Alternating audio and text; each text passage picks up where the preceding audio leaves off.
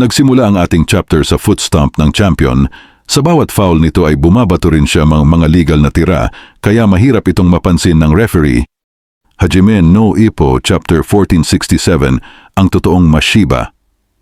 Naiinis na si Mashiba dahil kapag siya ay malapit, hini-headbutt siya, at kapag siya naman ay lumalayo, tinatapakan siya sa paa.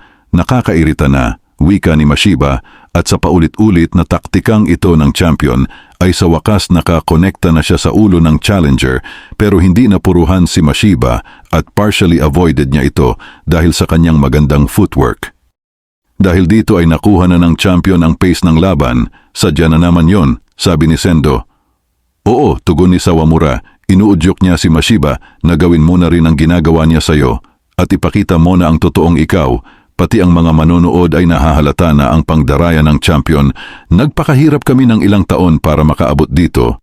At gagawin niya sa amin itong katarantaduhan? Hindi ka mapapatawad. Lumabas na naman ang mistulang masamang spirito sa likod ni Mashiba. Ngunit tumayo si Ippo at inudyok ang mga taga-suporta ni Mashiba na kailangan natin siyang tulungan.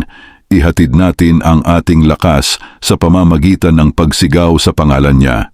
Mashiba, Mashiba, Mashiba, hiyaw ng mga taga-suporta ni Mashiba, at ito na nga at may nagaganap sa kaloob-looban ni Mashiba. Ang espiritong pumapalibot sa kanya ay unti-unting naglalaho.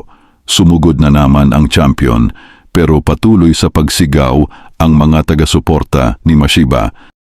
Dumadagundong ang hiyaw nila para sa kanya, at ang espiritong kumakapit sa likod nito ay parabang unti-unting naglalaho. Kinailangan kita noon para takpan ang aking takot. Kinailangan kita noon para ipakita sa lahat na kaya ko at sa suportahan ang aking sarili. Kinailangan kita noon dahil mahina pa ako. Salamat sa lahat. Pero iba na ngayon, huwag ka na magpapakita sa akin.